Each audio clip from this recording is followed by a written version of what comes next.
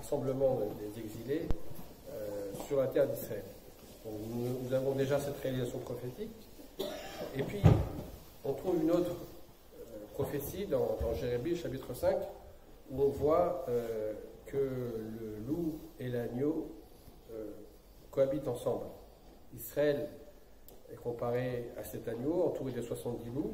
Alors pour l'instant, nous ne sommes pas encore au stade de cette prophétie, mais peut-être que nous y arriverons petit à petit.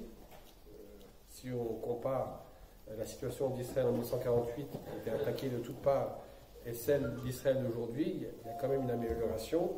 Il y a une paix avec l'Égypte, une paix froide aussi avec la Jordanie, des relations qui s'améliorent avec les pays du Golfe Persique. Donc la tenue de cette conférence se justifie dans le sens où M. Miller va peut-être nous aider à voir la main de Dieu à travers donc toute cette série de coïncidences dans le monde.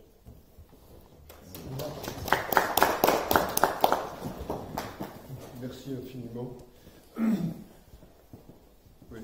En me présentant, monsieur disait, la place n'est peut-être pas une synagogue, mais hier soir, j'étais à Jérusalem et je parlais dans une synagogue.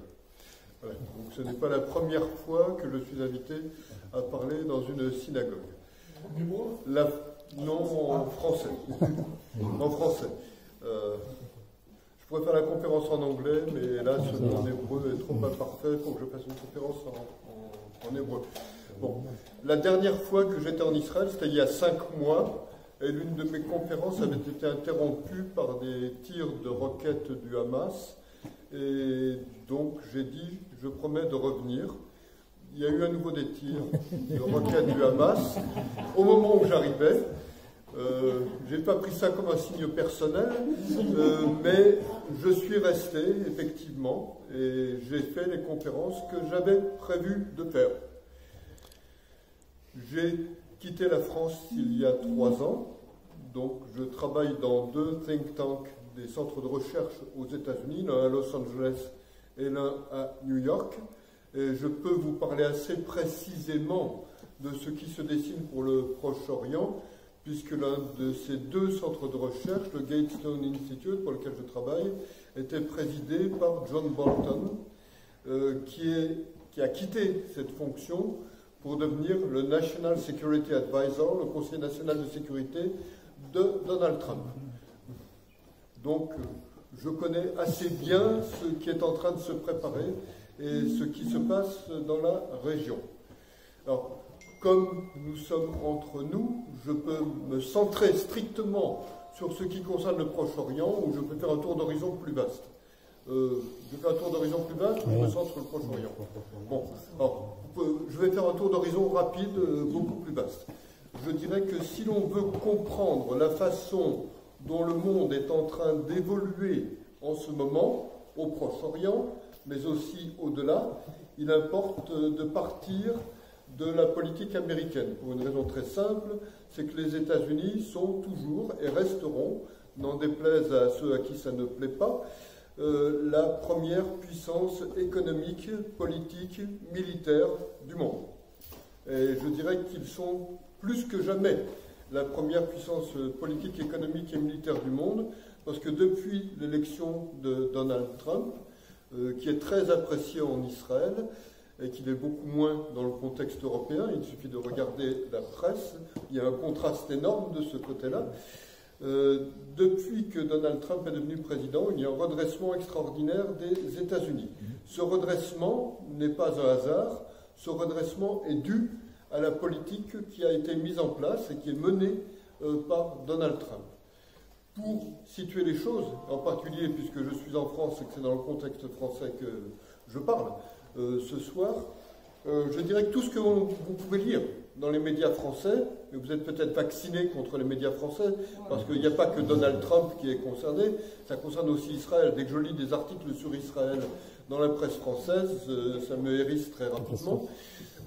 Donc tout ce qu'on écrit sur Israël est mensonger et relève de l'incitation à la haine, à mon avis, dès le vocabulaire. J'ai écrit un article récemment sur le sujet. tout ce que vous pouvez lire sur Donald Trump et sur la politique américaine sous Donald Trump est faux et mensonger. Bon, premièrement, avant que je passe à la suite, Donald Trump est quelqu'un qui réfléchit beaucoup à la politique depuis longtemps. Ce n'est pas quelqu'un qui d'un seul coup se serait décidé à faire de la politique. Ça fait au moins une quinzaine d'années qu'il réfléchit à la situation du monde et à la situation des États-Unis, et il a publié plusieurs livres sur ce sujet. C'est quelqu'un qui a envisagé de se présenter à la présidentielle d'autres fois auparavant, et qui a renoncé parce qu'il s'est dit le candidat républicain va faire un bon travail. Et là, cette fois, il s'est dit il n'y a personne, et si les années Obama trouvent une continuation avec Hillary Clinton, le désastre qu'a été la présidence Obama va se trouver exacerbé. Donc ça n'est pas possible de laisser cela se faire, et je dois avancer pour redresser la situation. Et je dirais qu'il a fait strictement cela par amour de son pays et par amour de la liberté. Et par amour aussi d'Israël, parce qu'il y a des liens très étroits et anciens entre la famille Trump, dès le père de Donald Trump, et la communauté juive et Israël. Si vous allez aux États-Unis, si vous allez à New York, la famille Trump a fait construire des synagogues, des centres culturels juifs. C'est quelque chose de très ancien. Donc les liens avec le judaïsme et avec Israël sont des liens très anciens. Donc Donald Trump a décidé de se présenter pour cette raison strictement. Et il y a un point qu'on souligne rarement en France, dans d'autres pays c'est différent, en Israël en particulier, mais Donald Trump a dit « je fais cela pour ces raisons et je ne veux pas toucher un seul centime de salaire présidentiel ». Donc Donald Trump ne touche pas un seul centime, toutes ses dépenses, il les prend sur sa fortune personnelle. Et il ne touche rien du gouvernement américain, de l'État américain. Donc c'est une démarche qu'il a décidé de mener de cette façon-là. Alors, la première étape, parce que ça va toujours beaucoup plus rapidement en termes de politique économique qu'en termes de politique étrangère, pour lui, c'était de redresser la situation économique américaine. La situation économique américaine était assez mauvaise à la fin de la présidence Obama. La croissance était quasiment aussi faible que, excusez-moi pour la comparaison, qu'elle l'est en France et dans la plupart des pays européens. C'est-à-dire qu'elle oscille entre 0,5 et 1%, 1,2% à certains moments. Il a dit on va revenir à une croissance qui va être supérieure à 3%. Beaucoup d'économistes ont dit c'est pas possible, ça ne va pas marcher. Mais si la croissance est à nouveau supérieure à 3%, elle se situe actuellement en rythme annuel à 3,2%. Il a dit je vais restaurer le plein emploi. On est au-delà des chiffres du plein emploi. Les économistes considèrent que les chiffres du plein emploi aux États-Unis se situent aux alentours de 4%. Le chômage est à 3,6%, donc il est en dessous des chiffres du plein emploi.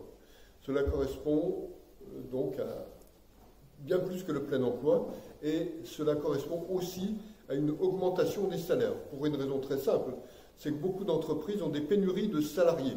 Il n'y a pas de pénurie de travail, il y a une pénurie de salariés. Donc, pour attirer des salariés, les entreprises peuvent augmenter les salaires. Et cela se fait sans inflation. Et je dois dire qu'autour des gens que je peux connaître, je vois dans la ville où je vis à Las Vegas, que des gens changent très facilement d'emploi. Ils me disent, des gens avec qui je travaille, je change de secteur parce qu'on me propose plus, on me propose de gagner plus dans cette entreprise. Et donc on quitte l'entreprise et on va vers une autre entreprise. Je peux avoir l'exemple aussi au travers de ma fille la plus jeune, qui a maintenant 19 ans, et donc elle a fini ses études au lycée il y a 1 an. Bon. Elle m'a dit, papa, je veux gagner de l'argent, je veux m'acheter une voiture. Je lui ai dit, faut travailler. Et elle m'a dit, où est-ce que je vais trouver du travail? Alors j'ai utilisé une expression que Emmanuel Macron utilise ici, je lui ai dit, il suffit que tu traverses la rue. Et elle a traversé la rue, et un quart d'heure après, elle avait du travail. Bon, voilà. Bon. J'ajouterai, parce que ça me paraît extrêmement intéressant par rapport au contexte américain, qu'au mois de décembre dernier, elle m'a dit « j'ai envie d'aller voir mes grands-parents en France, etc. Donc je démissionne ». Donc elle a démissionné de son travail. Et en rentrant aux États-Unis, elle m'a dit bah, « je vais aller chercher mon chèque, puis après je vais trouver un autre travail ». Elle est allée chercher son chèque chez son employeur, et son employeur lui a dit « on vous supplie de revenir travailler pour nous ». Ils l'ont réembauché immédiatement, dès qu'elle est venue chercher son chèque. Donc voilà concrètement des exemples précis de la situation telle qu'elle est aujourd'hui aux États-Unis. L'économie américaine ne s'est jamais aussi bien portée depuis 60 ans. Donc ça, c'est une dimension très importante parce que ça a redressé les États-Unis. Deuxième dimension importante, et là il y a une conséquence des connotations géopolitiques, Donald Trump, en sortant des accords de Paris, s'est considéré comme libre de reprendre la prospection et les forages pétroliers et gaziers aux États-Unis.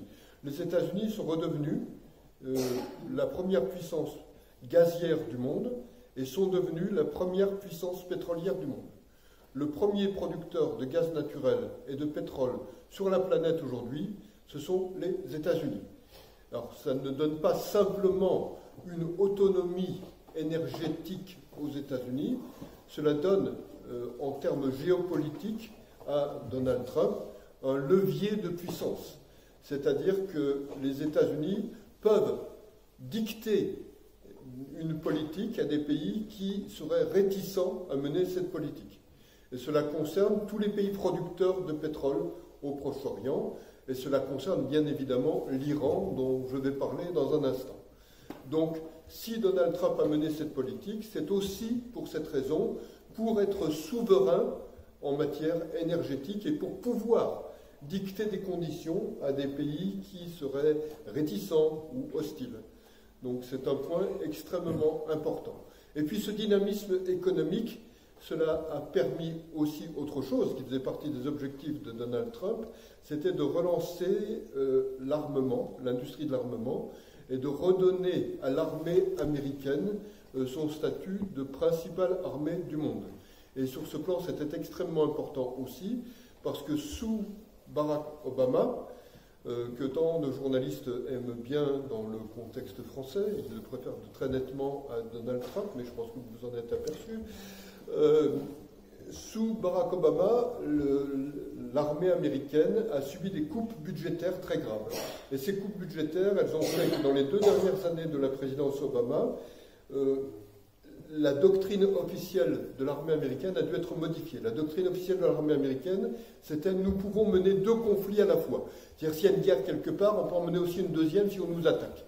Eh bien, dans les 2 dernières années de la présidence Obama, on dit on n'a plus assez d'argent, on n'a plus assez d'armement. S'il y a un conflit, on ne peut pas mener un deuxième conflit. Ce qui était extrêmement grave par rapport à la situation de troubles sur la planète. Maintenant, c'est à nouveau rétabli.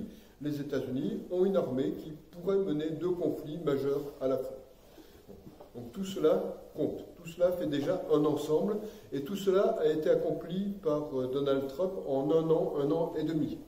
Donc ce qui est quand même assez remarquable. Beaucoup de gens disaient c'est impossible, ça c'est fait.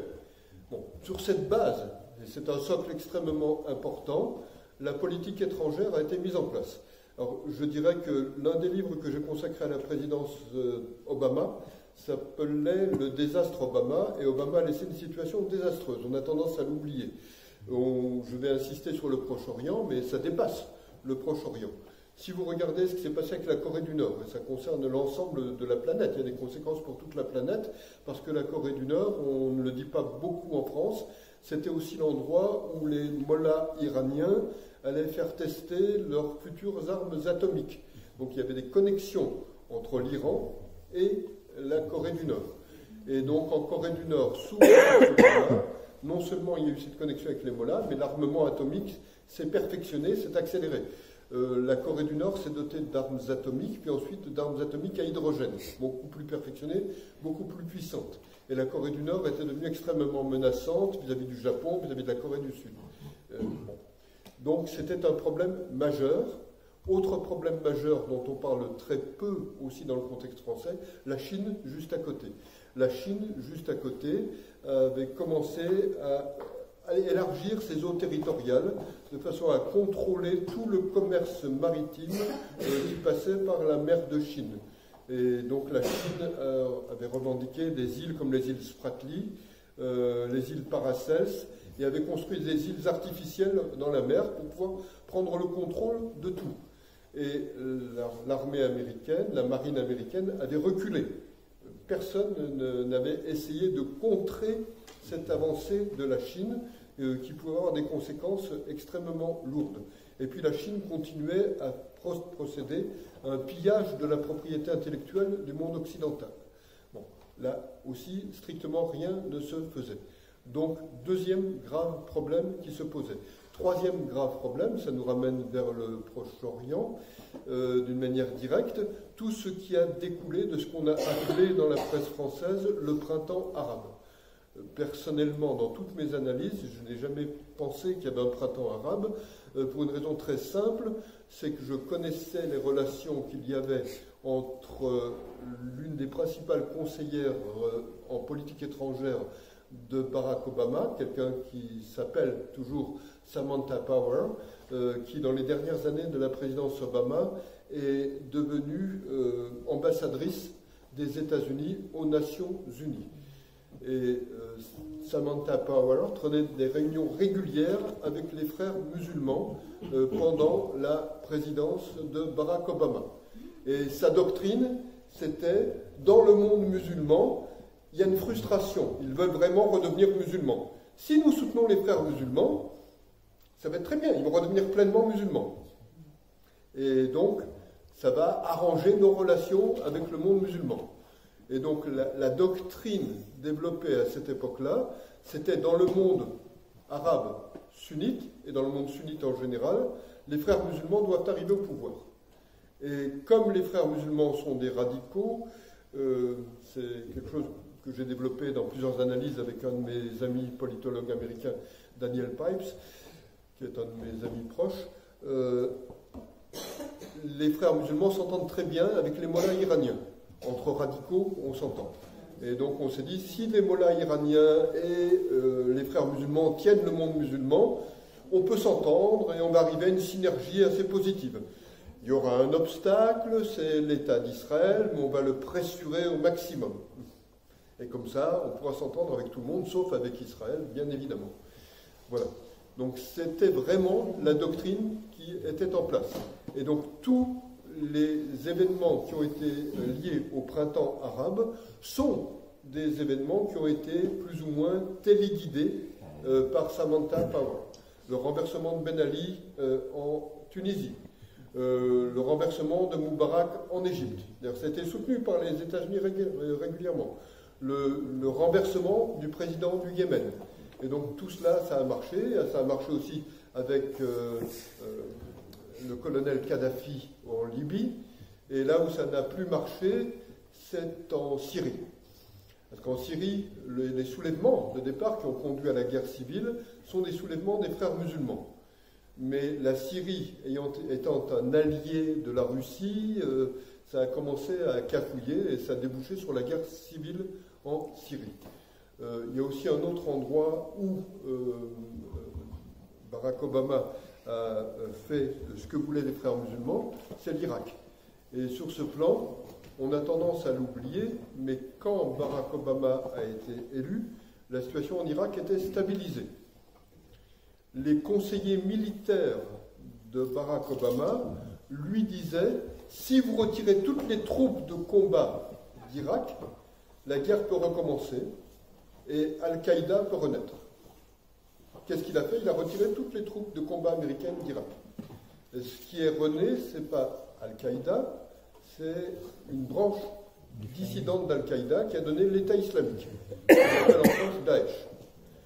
Donc je dirais que si vous regardez les documents, ils ne sont jamais publiés en France, mais je les ai eus en main.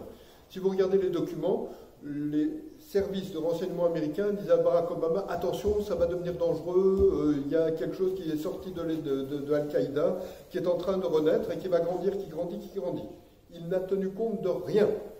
Et quand l'État islamique a été construit, il a dit, c'est très dommageable, mais on ne pourra jamais s'en débarrasser comme ça, il faudra des années, ça va être extrêmement compliqué.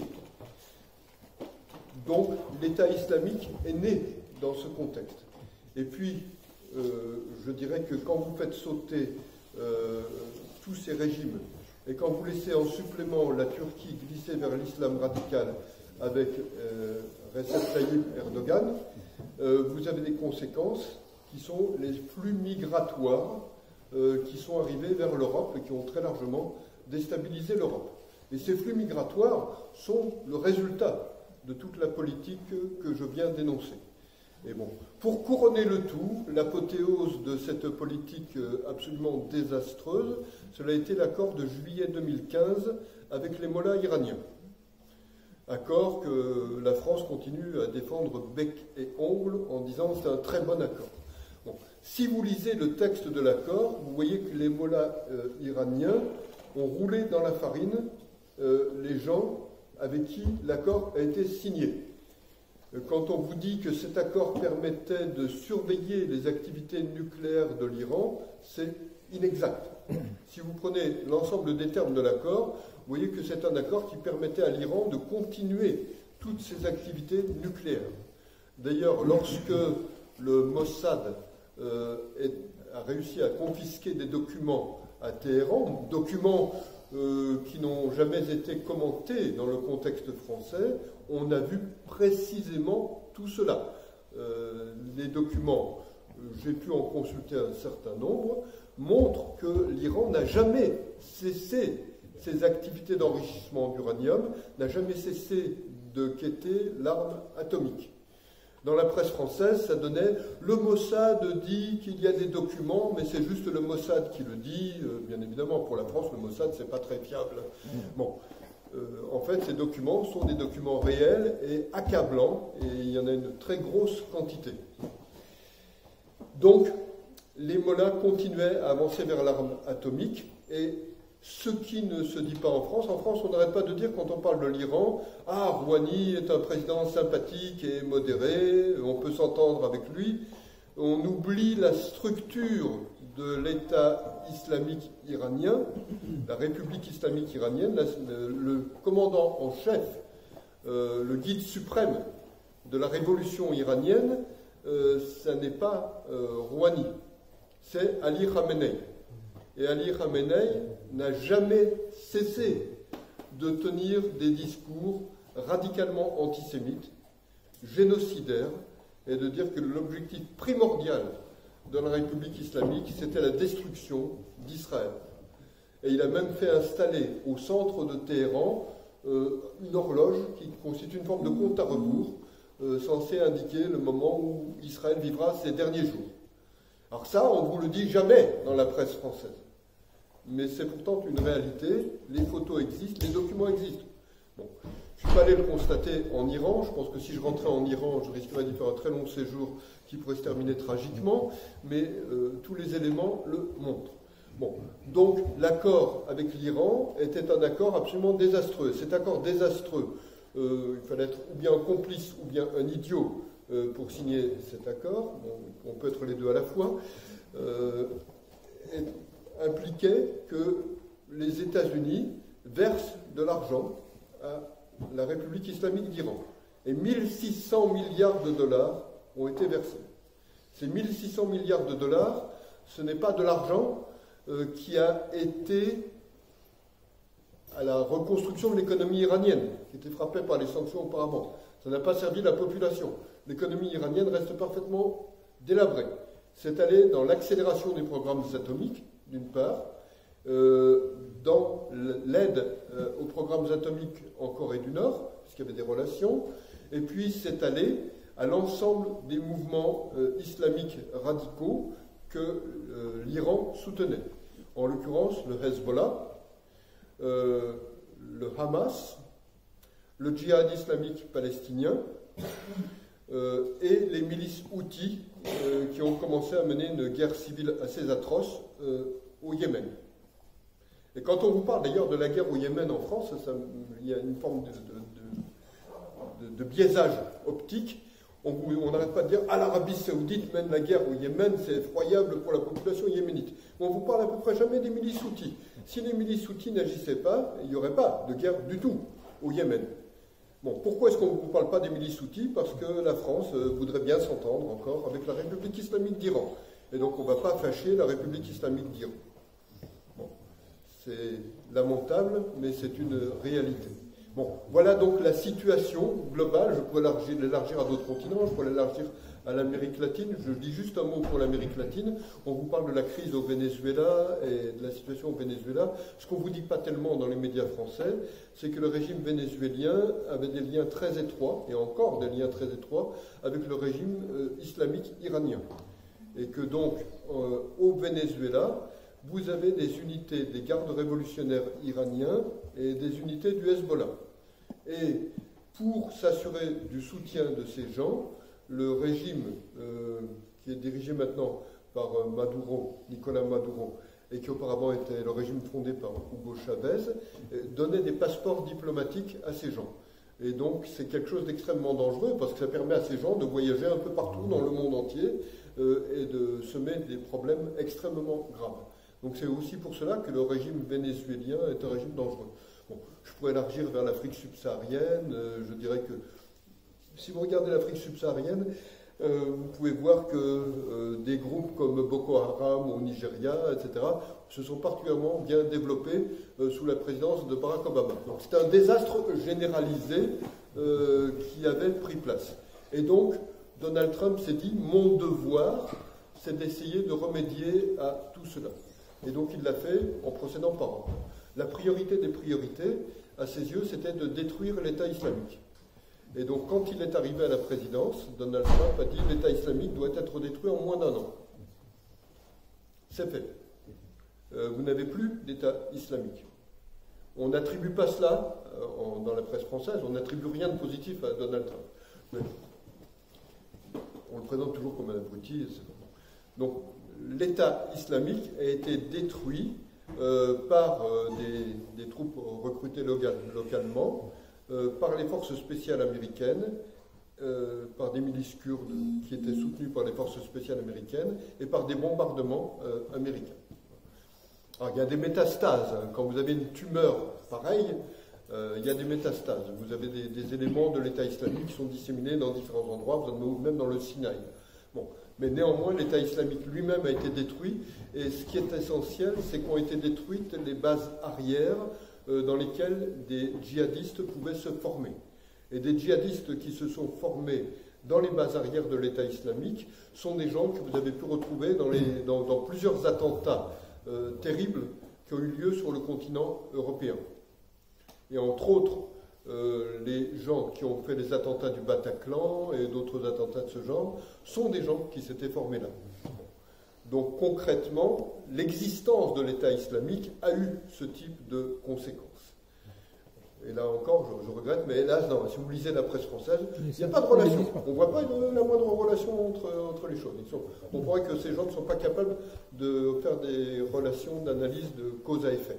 Pourtant, il y a des causes, il y a des effets, ça existe. Bon.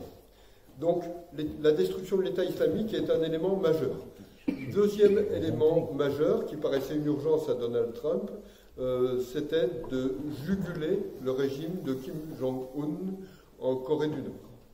Alors, sur ce plan, le raisonnement, qui est aussi le raisonnement de John Bolton, que je connais bien, pour les raisons que j'expliquais tout à l'heure, c'est de dire que ces gens-là ne comprennent que la force et la menace. Et il y a une phrase qu'on entend souvent aux États-Unis, dans ce type de milieu, c'est « When I feel the heat, I see the light ». C'est-à-dire quand je commence à sentir la chaleur monter, je vois la lumière.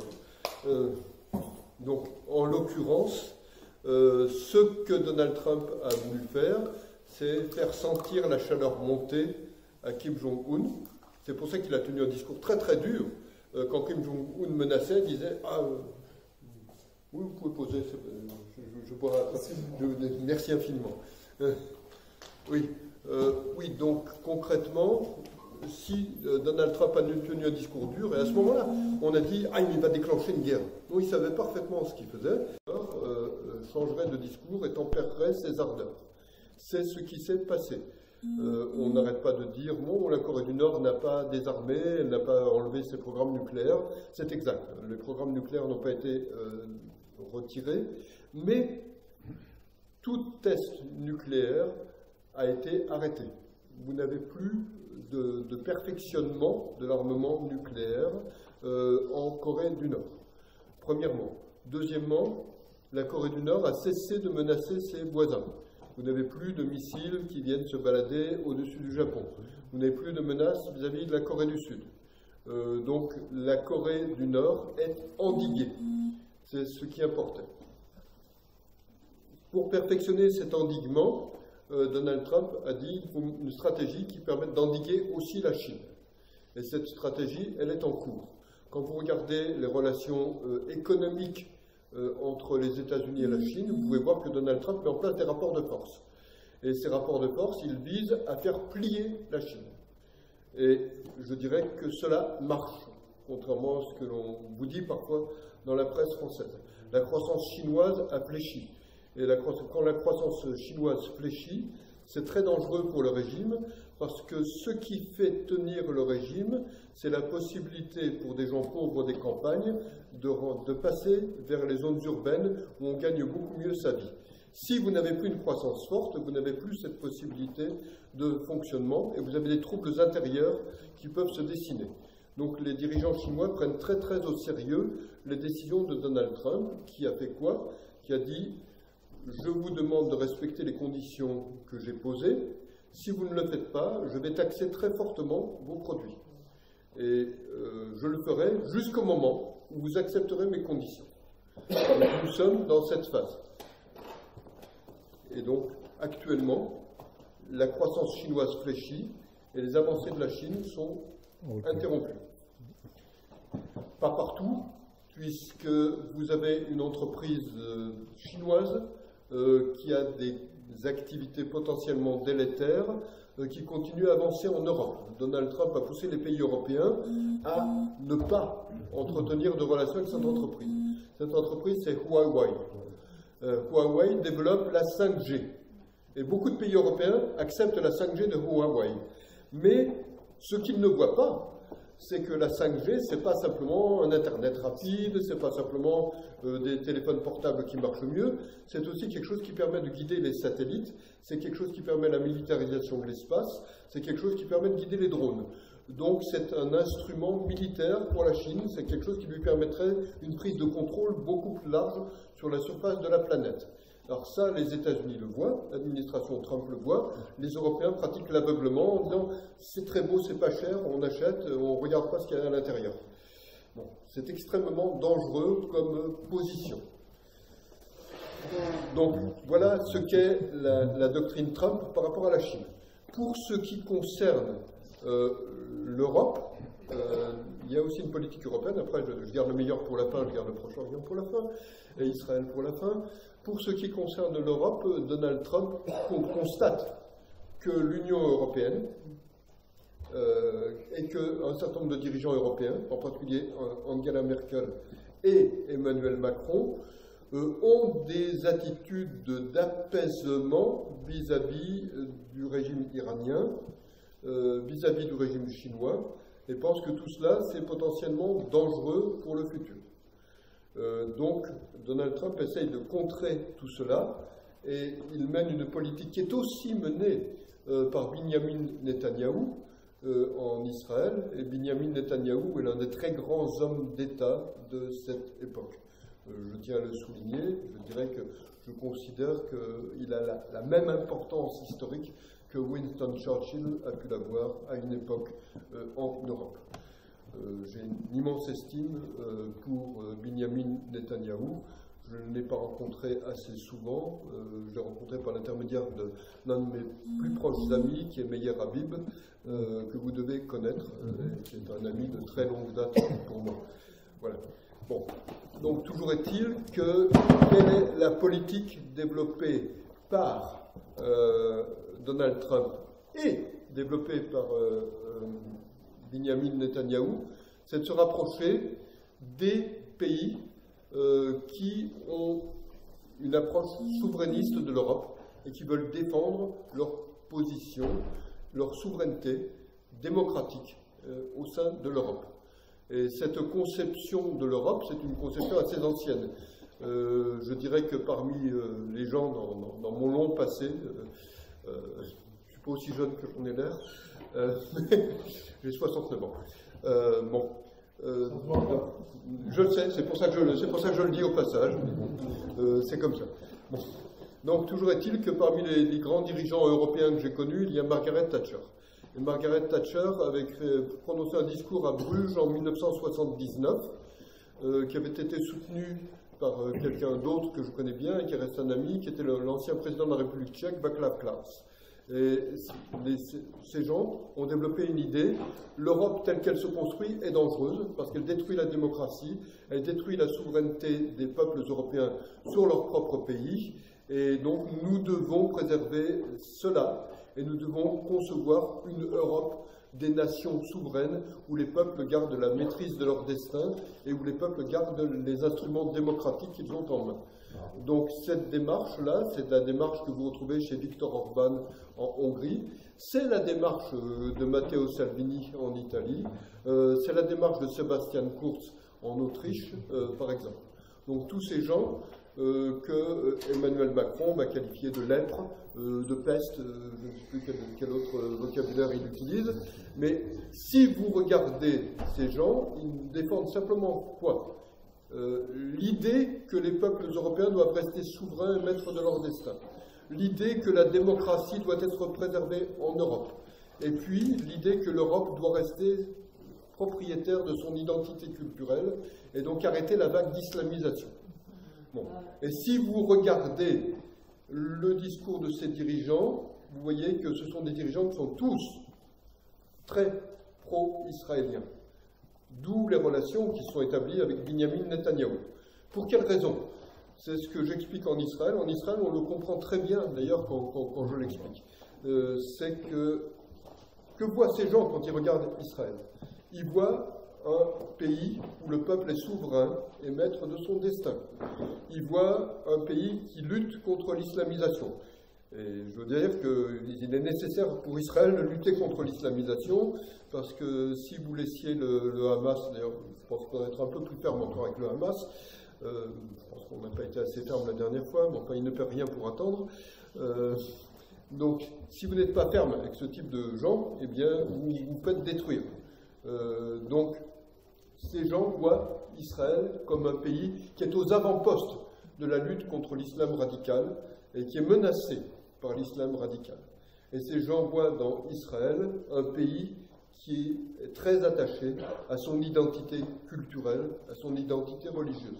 Et tout cela, ils l'estiment et ils l'apprécient. Et donc, je dirais que la politique menée par Donald Trump et par Binyamin Netanyahou vis-à-vis de l'Europe est une politique qui porte ses fruits de toute façon. Parce que vous avez beaucoup de décisions qui sont prises au sein de l'Union européenne qui doivent être prises à l'unanimité.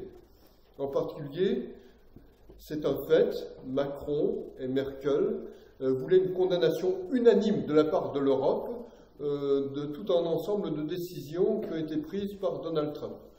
Et en particulier, la reconnaissance de Jérusalem comme capitale de l'État d'Israël, le déménagement de l'ambassade des États-Unis à Jérusalem. Hier soir, avant de quitter Jérusalem, je me suis rendu devant l'ambassade des États-Unis, parce que ça fait 1 an qu'elle était ouverte. Voilà. Juste une petite parenthèse, mais j'y tenais. Ouais. Avant de quitter Jérusalem, j'ai fait. C'est la même chose pour la reconnaissance du plateau du Golan comme territoire israélien. Sous tous ces domaines, Macron et Merkel voulaient une unanimité européenne, une condamnation européenne. Ils ne l'ont pas obtenue, parce que les dirigeants que je viens de citer ont dit, nous, pas question qu'on appuie ce genre de position. Donc c'est une condamnation française, une condamnation allemande, mais pas une condamnation européenne, ils n'ont pas réussi à l'obtenir. Donc on jugule les positions européennes de cette façon-là. Je tenais à le préciser parce que quand je lis la presse française, on croirait que des gens comme Viktor Orban, tout ça, c'est vraiment la nouvelle peste brune, etc. Bon. Viktor Orban fait partie des dirigeants européens qui sont les plus appréciés en Israël aujourd'hui. J'en parle en connaissance de cause, j'étais en Israël jusqu'à hier soir. Et donc il y a des raisons précises. Il faut regarder les choses en face. Bon. Voilà. Bon, passons maintenant au Proche-Orient directement. Au Proche-Orient, le problème principal aux yeux de Donald Trump, à juste titre, et c'est le problème principal aux yeux de Benjamin Netanyahou aussi, il y a une très grande synergie entre Donald Trump et Benjamin Netanyahou. Quand j'ai eu l'occasion d'en parler avec Benjamin Netanyahou, il m'a même dit que c'est la providence qui a fait que Donald Trump est arrivé à la présidence des États-Unis, carrément dans ces termes. Voilà. D'ailleurs, il y a d'autres gens qui m'ont tenu des propos qui vont dans le même genre. Je dirais que d'ailleurs, si vous êtes à Jérusalem, vous voyez des affiches favorables à Donald Trump un peu partout. C'est assez remarquable à observer. C'est assez touchant, d'ailleurs, aussi. Voilà, c'est un fait.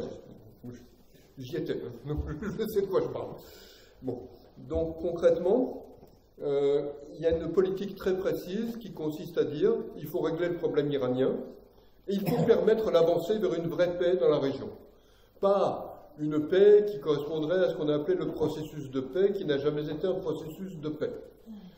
Comme vous l'avez constaté, hélas, je pense, tragiquement, ce qu'on appelle le processus de paix, en réalité, est un processus de guerre. Je dirais que vous avez eu les accords d'Oslo, vous avez eu la création de l'autorité palestinienne, le nouveau nom qui a été donné à l'OLP, et vous n'avez jamais eu autant d'attentats anti-israéliens par la suite, des attentats atroces qui ont tué des gens, qui en ont mutilé, donc il y a des gens qui doivent vivre avec des boulons dans la tête, c'est absolument effroyable. Bon, en Europe, on ne vous décrit pas ça comme ça, mais je le vis dans ma chair parce que j'ai des amis qui ont des membres dans leur famille qui ont vécu cela. Voilà. Donc, concrètement, il faut un vrai processus de paix et il faut juguler l'Iran. Donc, qu'a fait Donald Trump? Première étape, il a établi de nouvelles relations avec les pays du monde arabe sunnite.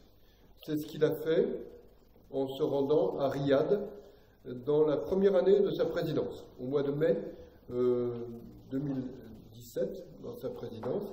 Il s'est rendu à Riyad. Et le sommet de Riyad a été un sommet extrêmement important.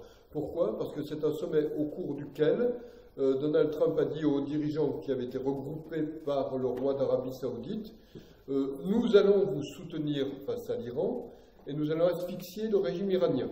Et donc nous allons vous aider, le danger iranien qui est un danger majeur pour vous, nous allons le régler. Mais nous vous demandons, nous posons un certain nombre de choses, nous vous posons des conditions. Ces conditions sont, d'une part, que vous cessiez totalement de soutenir tout mouvement islamique ailleurs sur la planète, que ce soit des mouvements militaires ou des mouvements idéologiques. Donc, vous devez remplir cette condition, cet impératif. Vous devez changer le discours que vous tenez par rapport à l'islam. C'est impératif. Vous devez, au-delà de cela, contribuer davantage à votre défense. Et donc, nous vous demandons financièrement de contribuer à votre défense. Et puis, nous vous demandons de vous rapprocher d'Israël et d'amorcer un rapprochement stratégique avec Israël. Et c'est ce qui est en train de se faire. Et d'une manière très symbolique, le premier vol Riyad-Tel Aviv a été le vol de l'avion présidentiel de Donald Trump, qui est allé directement de Riyad jusqu'à Tel Aviv. C'est la première fois. Il n'y en avait pas eu d'autres avant. Bon. Et qu'a fait Donald Trump? C'est le premier président à se rendre au Kotel, en tant que président en exercice. Et qu'est-ce qu'il a fait immédiatement après? Il s'est rendu à Ramallah et il a dit, c'est le premier président du monde occidental à le faire, à Mahmoud Abbas, vous mentez tout le temps. Ça s'est très mal passé, mais c'est très bien quand ça se passe mal avec ce type de personnage. Voilà. Bon. Donc ça, il a posé tout un ensemble de jalons. Alors ce sont les bases de ce qui va prendre forme petit à petit dans le futur proche. Donc ça, c'était la première étape.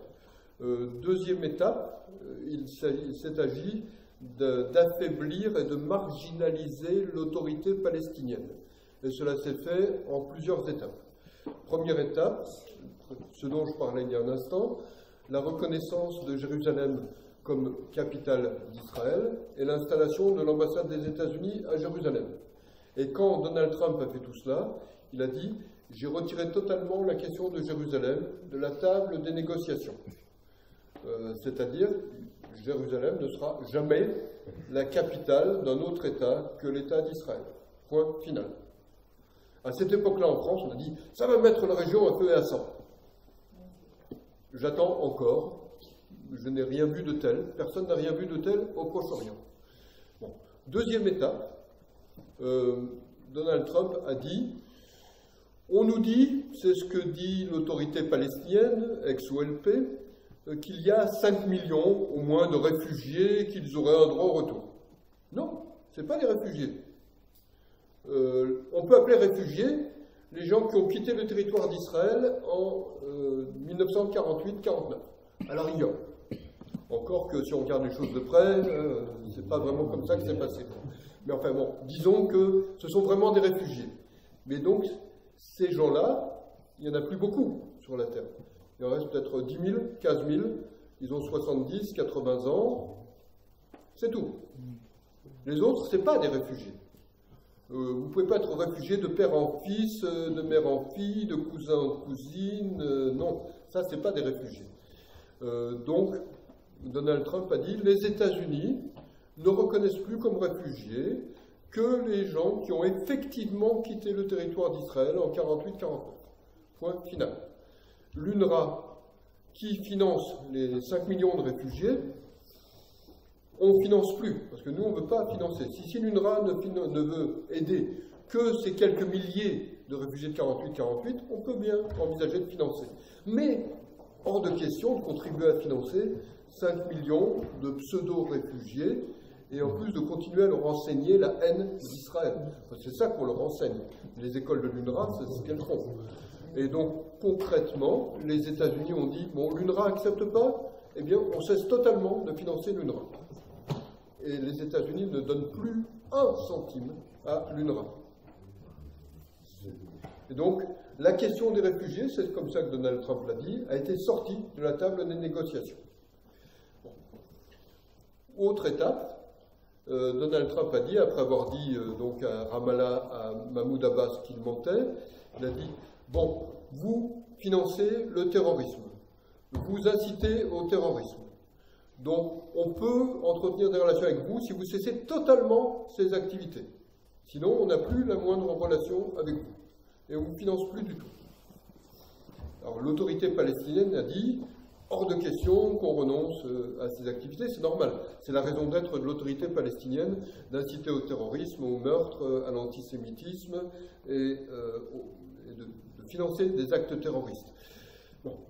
Donc, les États-Unis ont dit, Donald Trump a dit, eh bien, nous n'avons plus la moindre relation avec l'autorité palestinienne, nous ne finançons plus l'autorité palestinienne. Et c'est la situation actuelle.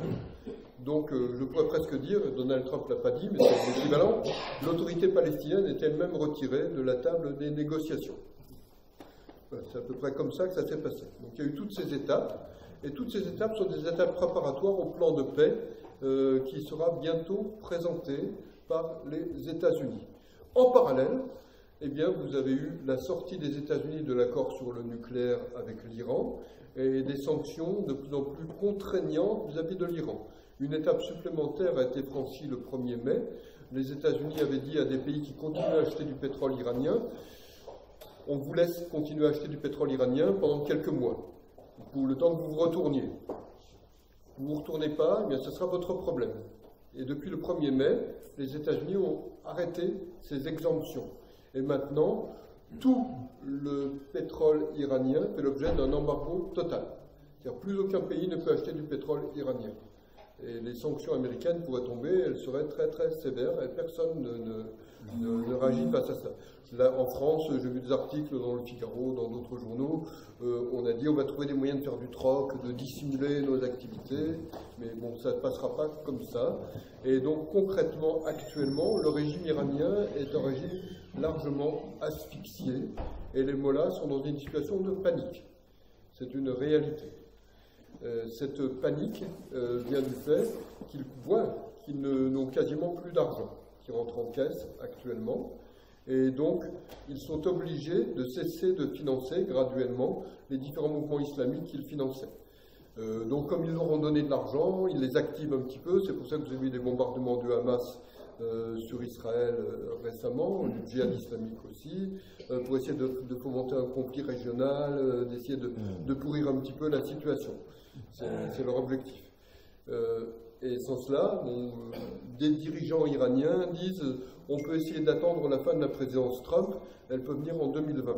Bon, s'ils regardent les choses de près, ils peuvent attendre beaucoup plus longtemps, puisque je vous dirai, et j'aurai l'occasion d'y revenir s'il y a des questions, je pense que Donald Trump sera président jusqu'en janvier 2025.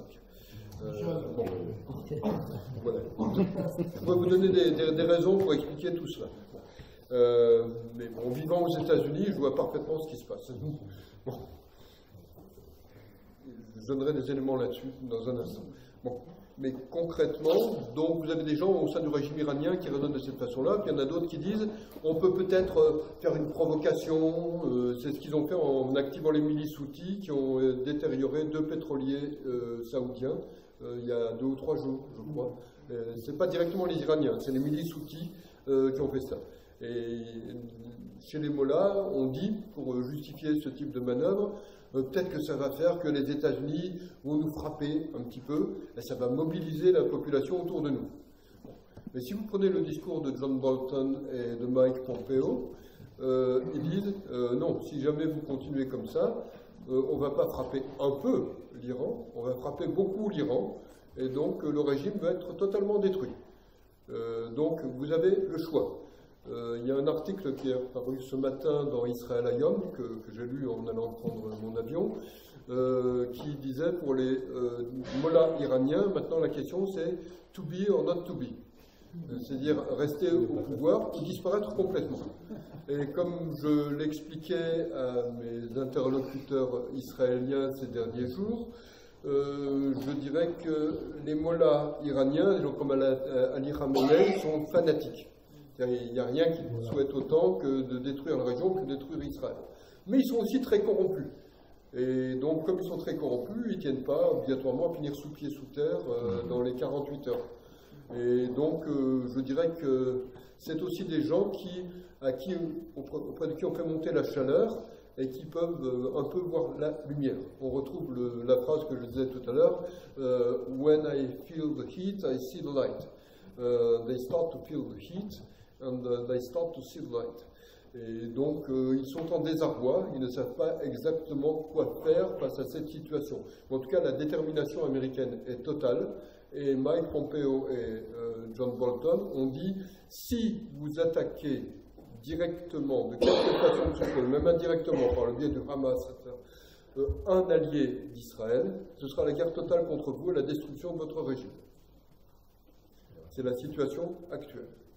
Et je pense que les dirigeants iraniens vont réfléchir à 2 fois avant d'accepter la destruction de leur régime. Et donc, je ne pense pas qu'il y aura une guerre au Proche-Orient. Sinon, cette guerre, ce serait une guerre qui signifierait la fin du régime iranien. Ce que pense l'administration Trump, c'est que le régime iranien va subsister, va être petit à petit asphyxié, et va être mis hors d'état de nuire. C'est-à-dire que les mollahs vont rester au pouvoir, peut-être, on ne sait pas, mais ils ont comme un appareil de répression très puissant, mais ils vont petit à petit être mis hors d'état de nuire. Si par surcroît le régime sautait, ben, ce serait très bien. Des gens comme John Bolton seraient très heureux que le régime saute complètement et disparaisse. Et ils sont prêts à aider à cela, mais pas par une guerre massive contre l'Iran, sauf si les mollahs se décidaient à mener une guerre massive. Bon. Donc tout cela va de pair avec le projet de paix, le plan de paix qui a été élaboré. Alors ce projet, ce plan de paix, je n'en ai pas bien évidemment tous les détails. Les gens qui ont tous les détails de ce plan de paix se comptent sur les doigts d'une seule main. Bon. Je connais la plupart de ces gens. Je les ai rencontrés pour la plupart il n'y a pas longtemps, il y a 1 mois à peu près, un événement qui se tenait à Las Vegas, la ville où je vis, qui s'appelle la réunion annuelle de la Republican Jewish Coalition, la coalition juive républicaine. C'était organisé par Sheldon Adelson, qui est un grand bienfaiteur d'Israël et qui a l'un des grands casinos de Las Vegas, le Venetian. et donc j'ai rencontré ces gens. Ce qu'ils ont pu me dire, c'est qu'il n'y aura pas d'État palestinien. Ce qu'ils ont pu me dire, c'est le plan de paix qui va être présenté va être assez proche, autant qu'on le peut, de ce que John Bolton a appelé la solution à 3 États, qui est très différente, vous allez le voir, de la solution à 2 États.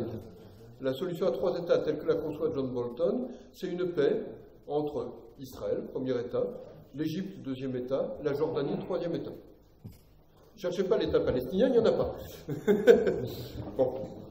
Donc, et si vous posez la question à John Bolton, ce que j'ai eu l'occasion de faire, il dit on ne peut pas confier un État à une organisation terroriste comme l'autorité palestinienne. On ne peut pas confier un bidon d'essence et des allumettes à un incendiaire multirécidiviste. Donc l'autorité palestinienne, elle va être sortie du jeu complètement, petit à petit. Donc cette solution à 3 États est ce qui va prendre forme.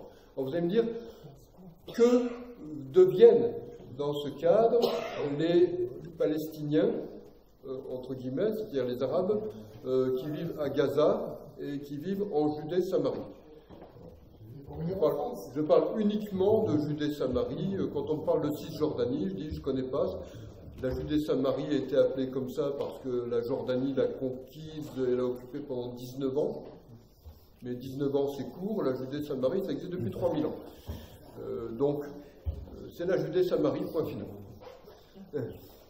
Donc, eh bien, il est prévu de donner à ces gens, si possible, la nationalité qui était la leur à l'origine, pour les Arabes de Judée-Samarie, qui était la nationalité jordanienne. Ils ont été jordaniens jusqu'en 1981. Voilà. Ils avaient la nationalité jordanienne jusqu'en 1981. On a tendance à l'oublier. Bon. Si la Jordanie refuse, eh bien on va essayer de trouver d'autres moyens. Au mieux, ils seront résidents étrangers en Israël, sur le territoire d'Israël. Mais le statut de résident est très différent du statut de citoyen.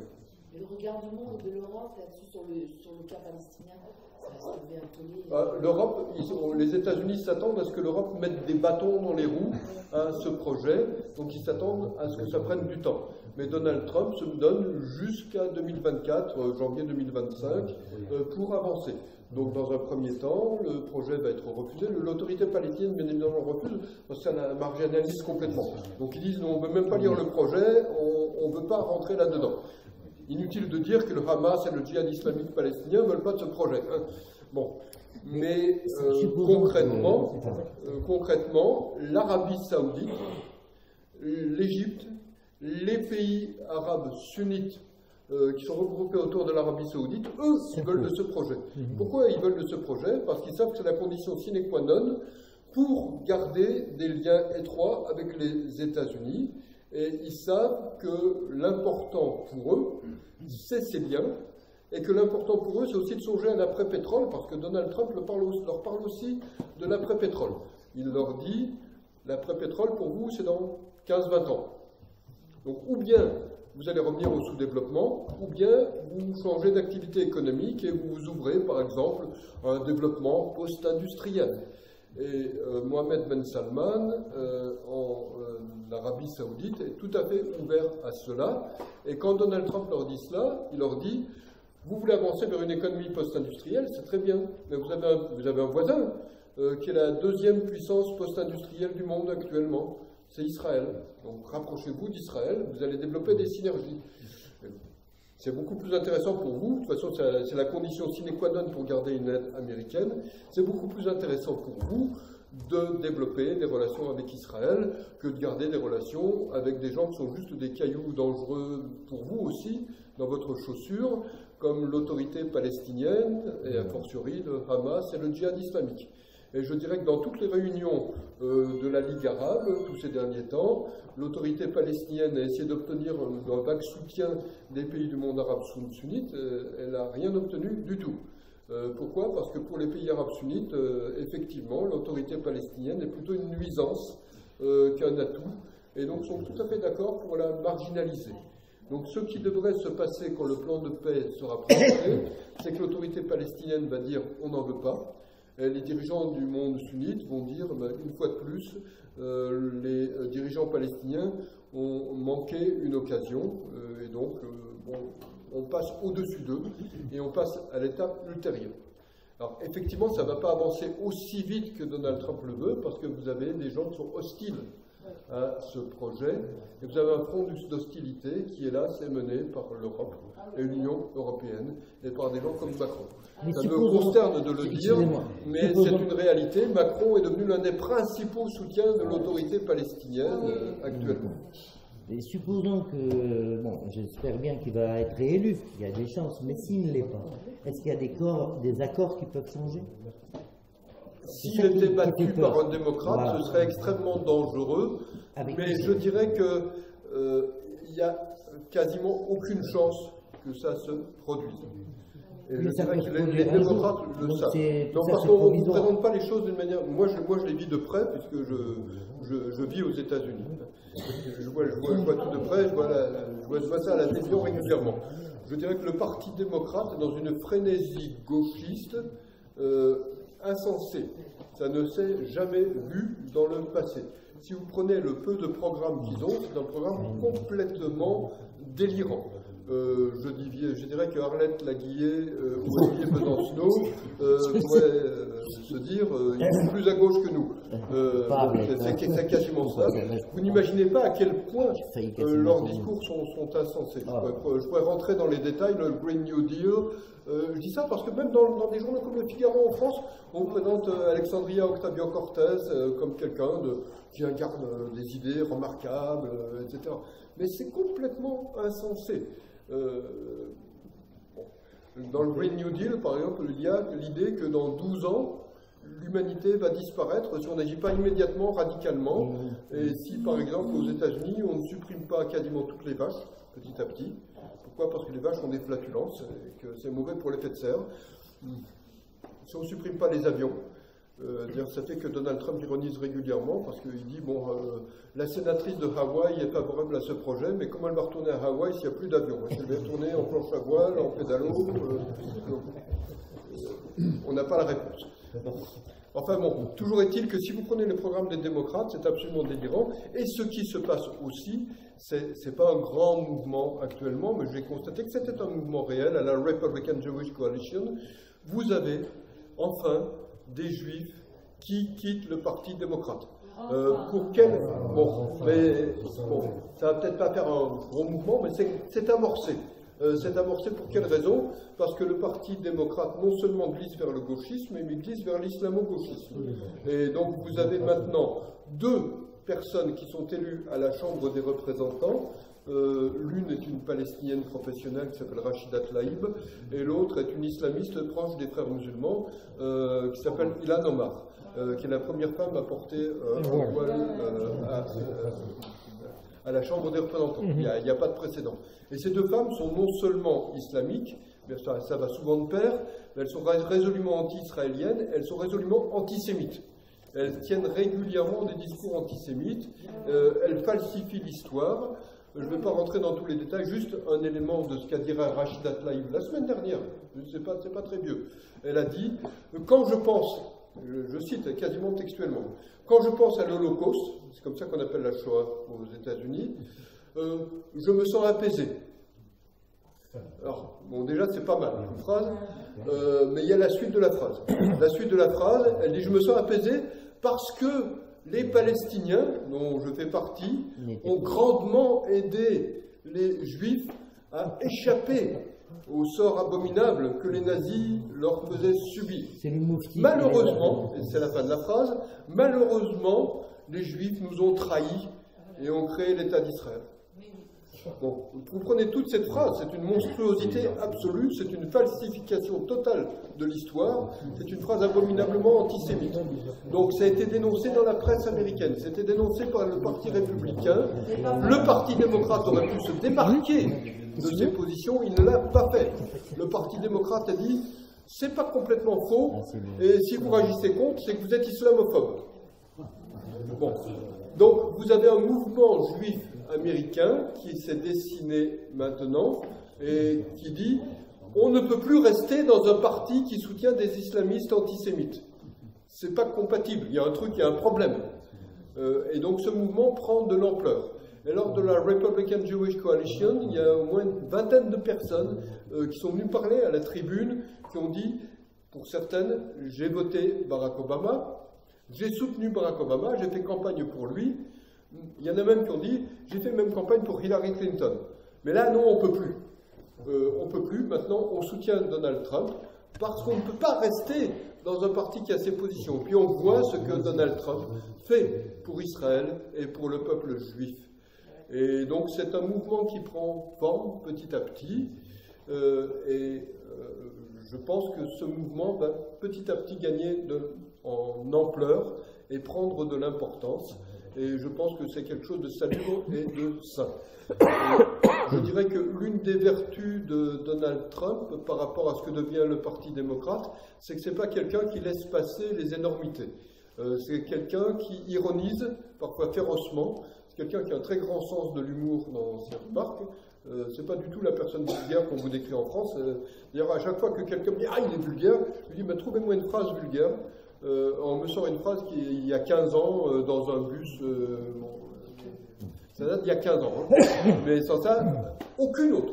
On n'en trouve aucune autre. Parce qu'il n'y en a pas, tout simplement. Donc, Donald Trump, par contre, a un humour féroce, et qui peut déstabiliser ses adversaires, et qui peut les déstabiliser gravement. Ainsi, par exemple, les adversaires politiques pendant la campagne des primaires républicaines, il y a en 2016, il les a tous éliminés un à un en trouvant la formule qui fait mouche et qui tue. Bon, il fait la même chose avec les candidats démocrates en ce moment. Par exemple, c'est l'exemple le plus connu, mais il y en aura d'autres. Il y a une candidate démocrate qui s'appelle Elizabeth Warren, qui, pour rentrer à l'université, s'est fait passer pour quelqu'un qui avait du sang indien. Donc, s'est mis à l'appeler Pocahontas régulièrement. Et donc, à un moment, elle était tellement énervée qu'elle a fait des tests sanguins pour montrer qu'elle avait du sang indien. En fait, elle n'en avait pas du tout. Et donc, ça l'a complètement démolie. Voilà, c'est comme ça que Donald Trump démolit ses adversaires. Enfin, voilà. Je vais peut-être laisser du temps pour des questions, parce que je ne doute pas qu'il y a des questions qui peuvent se poser. Et j'espère que je vous ai tracé un portrait assez complet de la situation. Et je suis...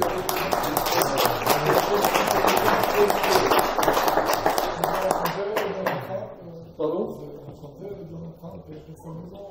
Oui, oui. Oui, très brièvement, j'espère que ça pourra se prolonger. J'ai une question. D'abord, je vous remercie. L'exposé était très brillant. Vous avez parlé donc de l'installation de l'ambassade des États-Unis à Jérusalem. Pourquoi n'y a-t-il pas eu d'autres pays qui ont installé leur ambassade? C'était ma première question. Oui. À propos des accords de Paris, rapidement, donc, Trump s'était éloigné.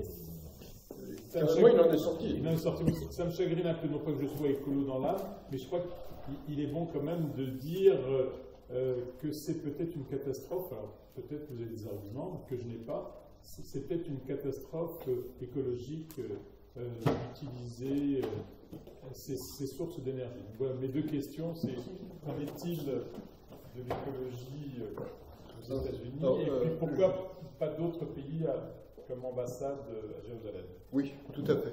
Je vais essayer de répondre brièvement, je pourrais répondre longuement, mais après il n'y aura plus de temps pour les questions des deux autres personnes et je vais être aussi équitable que possible pour tout le monde. Donc premièrement, pourquoi pas d'autres ambassades? Parce que essentiellement l'Union européenne fait pression. C'est-à-dire que vous avez plusieurs pays européens qui voulaient installer leur ambassade à Jérusalem, et l'Union européenne a dit vous aurez des sanctions de l'Union européenne. L'Union européenne a un pouvoir de nuisance très grave sur ce plan. Et je dirais que ça concerne aussi d'autres pays du monde. L'Europe, l'Union européenne et les pays de l'Union européenne ont des relations économiques avec d'autres pays dans d'autres régions. Donc dès qu'un pays dit on va installer notre ambassade à Jérusalem, l'Europe dit on va faire des sanctions économiques contre vous. Et donc ça fait reculer des pays. Donc ça peut paraître aberrant, mais actuellement, en dehors de l'Iran, la principale force de soutien à la cause palestinienne, entre guillemets, c'est l'Union européenne. Plus même que des pays comme l'Arabie saoudite, etc. Ça peut paraître le monde à l'envers, mais c'est hélas la réalité dans la face à laquelle nous sommes. Pour ce qui concerne votre deuxième question, Je dirais que les accords de Paris sont des accords léonins, si vous les regardez de près. D'une part, ils exonèrent de toute mesure concernant l'environnement des pays comme la Chine, par exemple. Pourquoi? Parce que la Chine n'est pas encore assez développée, donc on va lui laisser le temps de se développer, et pourtant la Chine pollue 100 fois plus que l'ensemble des pays européens réunis. Bon.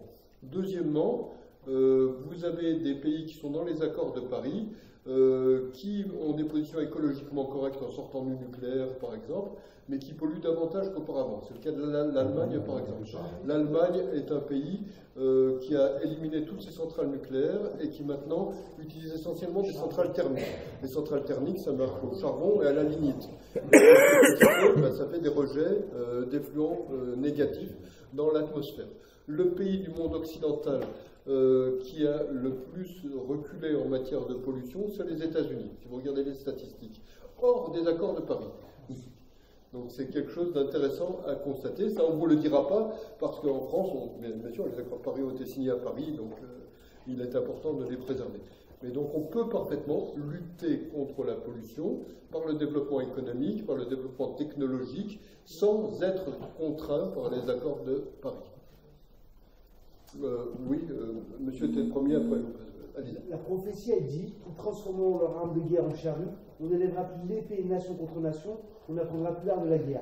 Il y a quelque chose de radical, c'est de faire un drapeau mondialisateur des 10 commandements de la planète, ou bien un jour férié entre Jérusalem, Rome et la Mecque, de Moïse dans la Torah, Moïse dans l'Évangile et Moussa dans le Coran. Moi, c'est radical pour exaucer cette prophétie. Je pense que ce que vous dites peut être beau, mais je pense que c'est utopique. Je pense que vous ne pouvez pas avoir cet accord-là et cette synergie-là. Je dirais que si vous regardez en profondeur, ne serait-ce que ce qu'est l'islam, l'islam est une religion conquérante, et l'islam est une religion qui se présente comme porteuse, l'islam se présente comme porteur de la dernière prophétie. Et donc, en gros, tous les gens, les juifs et les chrétiens, sont considérés comme des mécréants dans le cadre de l'islam. Et les mécréants doivent être traités comme des mécréants. Normalement, ils doivent être traités comme des dhimmis, des citoyens de seconde zone. L'islam doit dominer la planète pour le bonheur de la planète. Donc, par rapport à l'islam, vous devez vous donner les moyens de l'endiguer, de mettre en place des rapports de force. Mais si vous ne le faites pas, et si vous êtes naïf, eh bien l'islam avancera et continuera à conquérir.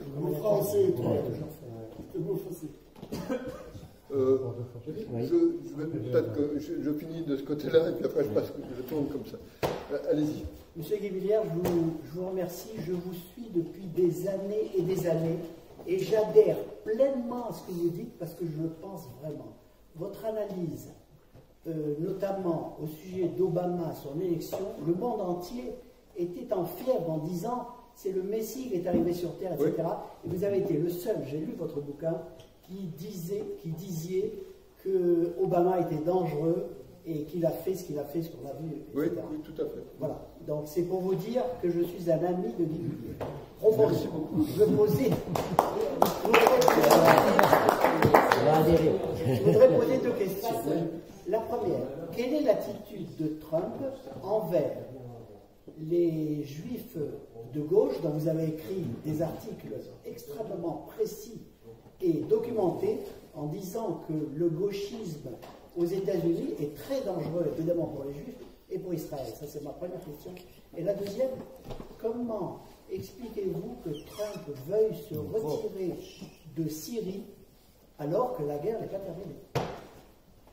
Bon, pour répondre à votre première question, je dirais que Trump est très féroce dans tous ses discours, vis-à-vis de tous les discours de gauche, et que donc il radicalise un petit peu ces discours de gauche, et que je pense que c'est une excellente stratégie, parce que ça permet aux gens de voir en gros le visage inepte de la gauche. Quand vous poussez des gens de gauche à s'extrémiser et à devenir encore plus radicaux, vous voyez que leur discours devient complètement délirant, monstrueux, et donc en général ça séduit très peu. Donc c'est une excellente manière de contrer ce type de discours. Voilà pour la réponse à votre première question. Votre deuxième question, C'est retiré des Syriens. Se retirer de Syrie.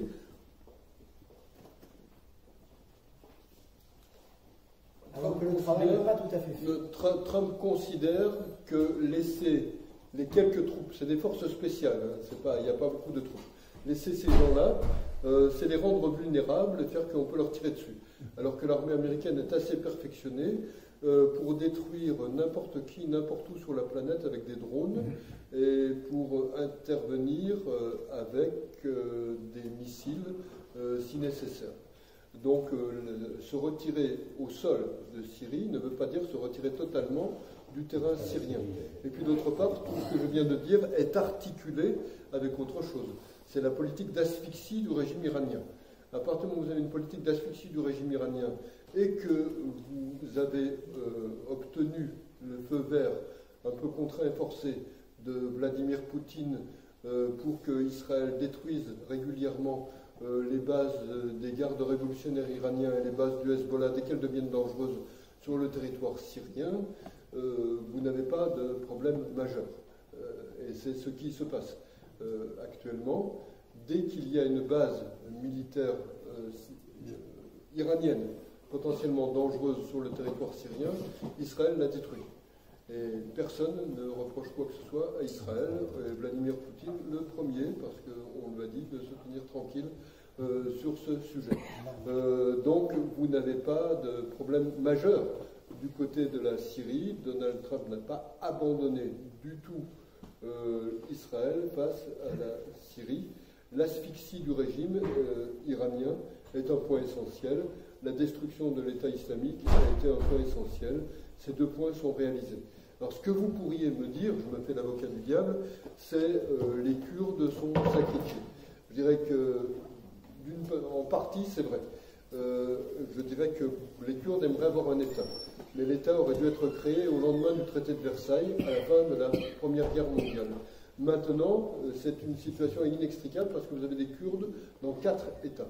Vous en avez en Iran, vous en avez en Irak, vous en avez en Syrie et vous en avez en Turquie. Et donc si vous acceptez de créer un État, la création d'un État kurde en Syrie par exemple ou en Irak, eh bien vous allez occasionner des troubles aussi en Turquie. Alors pour le moment, si vous n'entendez plus beaucoup parler de Erdogan, c'est parce que Donald Trump l'a mis au pas, de manière très très précise. À un moment, Erdogan avait arrêté un pasteur américain et avait dit on va l'accuser de ceci et de cela. C'est un peu un test pour voir ce qu'allait faire Donald Trump. Donald Trump a mis en place des sanctions très lourdes contre la Turquie. Une semaine après, le pasteur en question était aux États-Unis et depuis, Erdogan se tient tranquille. Mais bon, il y a une volonté de ne pas mettre le feu aux poudres. Donc, le Kurdistan syrien et le Kurdistan irakien sont des zones autonomes.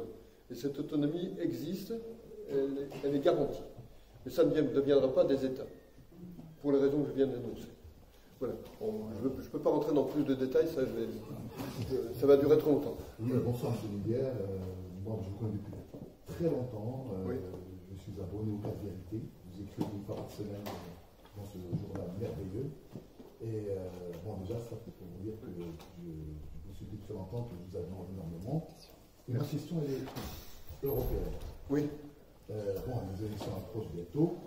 On sait que jusqu'à aujourd'hui, tous ceux qui ont précédé Macron, et Macron compris, ce sont des immigrationnistes avérés, et puis dangereux même d'ailleurs. Et on voit que par là, ils sont foutés perdument de leur pays. Ce qu'ils voient, c'est eux, c'est leur place, c'est leur place, c'est autre chose. Maintenant, comment faire et pour qui voter? Les élections approchent dans 10 jours. Pour qui voter quelqu'un qui puisse arrêter cette folie d'immigration? On en est à 350 000 immigrés par an et la majorité des musulmans. Macron? Votez Macron? Mais non, parce que oui. Pardon? Mais non. C'est pas de l'humour. Trouvez-moi quelqu'un d'autre. C'est des élections Macron européennes. a une politique extrêmement délétère et je Non, dirais que la Macron, France, sur ce vaut plan, mieux que me ce paraît soit dans une Emmanuel situation Macron très et dangereuse parce que vous avez Royaume-Uni. Macron a fait des erreurs majeures quand il est arrivé au pouvoir. Vous ne faites pas ce qu'il a fait, C'est-à-dire vous ne baissez pas les impôts sur les grandes entreprises et sur les grandes fortunes, et simultanément, vous n'augmentez pas les impôts sur les plus pauvres. Macron a fait ça. Si vous menez une politique comme la politique fiscale qu'a menée Donald Trump, vous baissez les impôts de tout le monde. Ça, c'est accepté. Mais si vous faites ce que je viens de décrire, vous créez des conditions absolument délétères. Et si vous rajoutez vis-à-vis des plus pauvres qui souvent vivent loin des villes et qui peuvent avoir besoin de leur voiture, une politique anti-voiture, maintenant les contrôles techniques en France sont devenus absolument abracadabrants. Pour ma voiture aux États-Unis, j'ai juste à passer un smoke test, voir si elle fume pas trop. Si elle fume trop, on va remédier à la question, mais c'est très rare que ça arrive. Le reste, ça ne concerne pas. En France, maintenant, les contrôles techniques sont devenus complètement délirants. Les limitations de vitesse sont sans arrêt abaissées. Vous avez des radars de plus en plus perfectionnés. Vous avez un véritable harcèlement anti-voiture qui touche les plus pauvres. Donc tout ça, ça contribue à mettre le feu aux poudres. Dans le mouvement des Gilets jaunes, il y a eu au départ un réel désespoir. Et la réaction de Macron par rapport à ce mouvement des Gilets jaunes, à mes yeux, a été désastreuse. Cette réaction a consisté à jouer sur le pourrissement, et il y en a des séquelles jusqu'à aujourd'hui, sur l'insulte, parce que traiter ces gens au départ de chemise brune, ce qu'ils n'étaient pas du tout, il y avait des gens complètement désespérés, ça me paraît absolument honteux, et ajouter à cela une répression policière extrême, parce qu'il y a eu une répression policière extrême. Vous pouvez regarder, il y a eu des émeutes en 2005 en France, il y a eu une multitude d'autres choses. Vous n'avez jamais eu des mutilés, vous n'avez jamais des gens qui ont été éborgnés. Je connais des gens qui ont dans leur famille des jeunes filles qui auraient l'âge de ma fille la plus jeune, qui sont juste allés comme ça regarder une manifestation, qui se sont retrouvés éborgnés. Et donc leur vie est complètement détruite. Cela me paraît honteux. Donc concrètement, Macron a perdu la légitimité présidentielle aujourd'hui. Il ne peut plus se déplacer nulle part. Regardez ce qui s'est passé pour les cérémonies du 8 mai. Pourtant, il y avait vraiment beaucoup de contrôles. Regardez ce qui s'est passé pour la finale de la Coupe de France de football. Je dirais que Macron ne peut plus se déplacer nulle part. Si Macron s'était conduit comme des présidents qu'il y a eu dans le passé, il aurait provoqué des élections anticipées, il aurait dissous l'Assemblée nationale, il aurait fait quelque chose comme ça. Ce qu'il a fait qu'on a une situation de pourrissement, une situation très délétère en France. Vous avez un président illégitime actuellement à l'Élysée. Et bon, la presse essaye de lui redorer son blason, mais qu'est-ce que c'est sa cote de popularité? On dit la cote de popularité de Macron remonte, elle est à 26%. Et à côté, je vois des articles qui disent la cote de popularité de Trump stagne, il est à 45%. C'est à peu près le double. Bon, d'un côté ça monte à 26%, de l'autre côté ça stagne à 45%. Il n'y a personne pour qui voter. Aujourd'hui, il n'y en a pas un seul, ils sont tous... voilà, le problème est là. Il a commencé quelque chose, il commence à essayer de faire quelque chose. Est-ce qu'il faut l'aider ou voter quelqu'un qui va être contre... Ça va être pire pour nous. Concrètement, les élections européennes, ce ne sont pas des élections qui ont des conséquences pour la France à proprement parler. Ça ne concerne pas le gouvernement français. Donc je pense, quel que soit pour qui vous votez, je pense qu'il serait très important que la République en marche ne soit pas en tête. Ce sera un coup de semonce très net pour Emmanuel Macron. Il importe de retrouver un assainissement démocratique qui n'est pas là dans la situation française. Si vous avez un pays qui est dans la situation où est la France actuellement, c'est très délétère. Bon, je ne dis pas qu'il faut voter pour le Rassemblement national, mais je dis que Macron ne doit pas être en tête actuellement. Et pourtant, c'est lui qui a fait le plus pour les Juifs jusqu'à aujourd'hui. Parmi tous Macron, les autres présidents. Grande partie.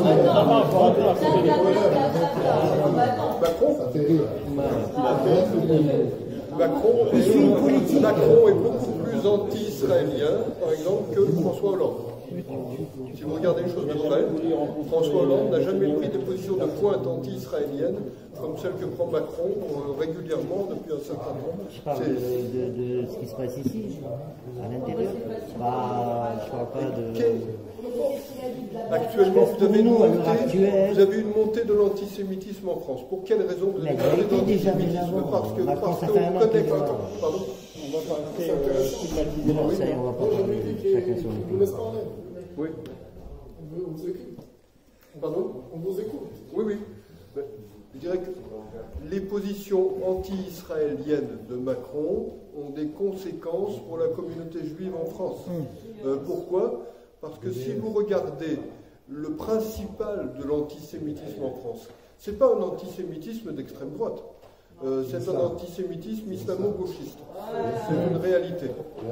Et si vous regardez, j'ai des éléments très précis. L'un de mes proches amis de longue date s'appelle Samy Gozlan, que vous devez connaître, qui est le président du BNVCA. Maintenant, il vit essentiellement à Netanya, et j'étais à Netanya il y a 2 jours. Bon, il n'y a pas si longtemps que ça. 2 jours, c'est pas beaucoup. Bon. Et donc, Samy me dit, toutes les plaintes, tous les actes de harcèlement contre des juifs, toutes les agressions, tous les meurtres de juifs sont commis par des musulmans radicalisés. C'est une réalité. On ne peut pas contourner cette réalité. Donc tant que vous aurez des mouvements qui prétendent lutter contre l'antisémitisme en prétendant lutter contre l'antisémitisme d'extrême droite, qui est un antisémitisme qui est en voie de disparition assez large, et que vous ne lutterez pas contre le principal antisémitisme, qui est l'antisémitisme islamo-gauchiste, eh bien vous manquerez votre cible, et je dirais que pour le moment, rien n'est fait pour contrer l'antisémitisme islamo-gauchiste. Et ça me paraît une catastrophe, parce que, regardez... Mais qu'est-ce qu'ils ont fait les autres présidents? J'aimerais savoir. Regardez la Seine-Saint-Denis. À l'UNI, c'était pas... Qu'est-ce qu'ils ont fait les autres présidents? Qu'est-ce qu'ils ont fait? Ils n'ont pas fait grand-chose. Oui, mais pourquoi alors on en est arrivé là? C'est pas à cause d'une seule personne. Je ne suis pas pour Macron. Attention, j'essaie de voir... C'est une politique d'apaisement de la communauté musulmane. Pourquoi? Parce que vous avez maintenant de plus en plus de villes où vous ne pouvez pas être élu sans avoir l'électorat musulman. Et donc c'est une réalité. Et donc je dirais que petit à petit, la France devient captive de l'électorat musulman. Vous coupez l'électorat musulman à une multitude d'endroits, eh bien vous n'êtes pas élu. Voilà, c'est la réalité. La France n'est souvent, c'est pas vrai. Si on peut revenir un moment sur la présidence de Barack Obama, vous avez dit que quand l'accord a été signé avec l'Iran, il y a eu 1600 milliards de dollars qui ont été débloqués. J'aimerais savoir quelles sont vos sources sur cette somme, parce qu'elle me paraît extrêmement importante au vu, par exemple, du PIB américain.